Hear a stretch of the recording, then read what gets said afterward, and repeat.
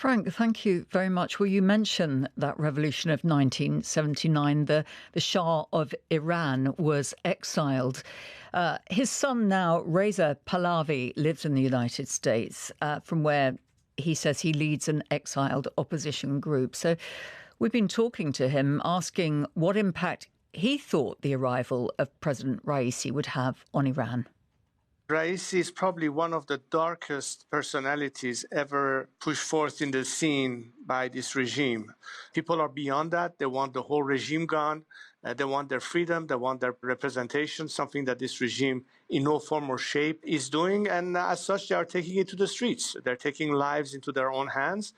But I think this is exactly the reason why somebody like myself is talking to people like yourselves in the media and abroad to understand how critical it is for Iranians not to feel alone in this fight.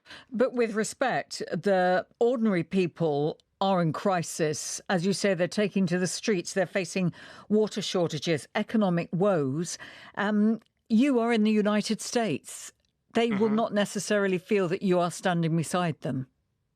Well, they do. If you look at Iranian social media, there's not a day that doesn't go by where we have back and forth communication between those of us outside of the country and those who are fighting inside.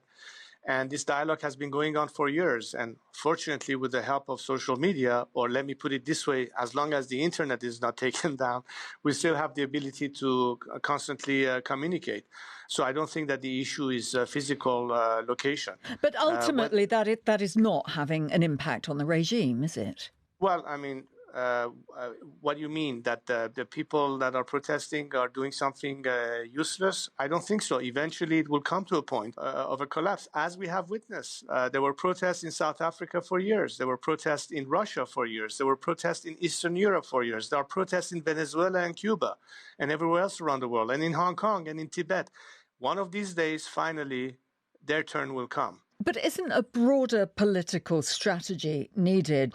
For the regime, they are not bothered with what they may even see as small fry issues. Is there a better way for the international community to respond that doesn't impact on the ordinary people with things like sanctions, which have had an impact?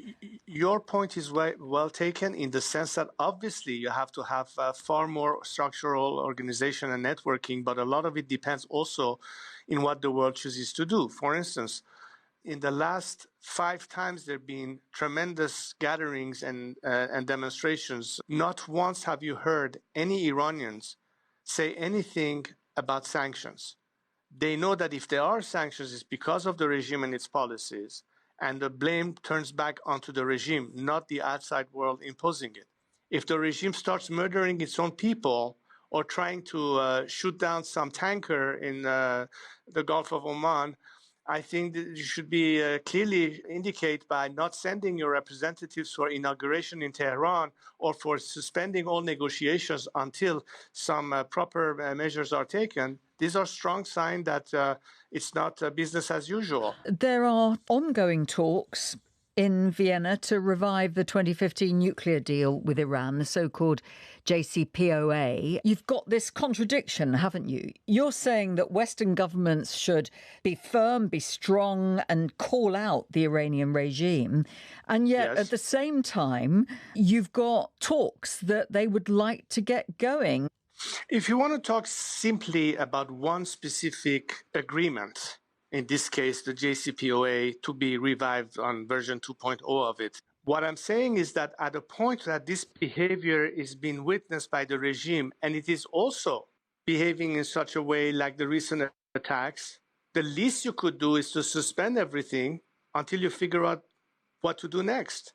But continuing on the same path as if nothing else has happened in the meantime is either willingly ignoring the problem or basically saying, well, we don't care as long as we get what we want out of it, and to hell with the rest of them.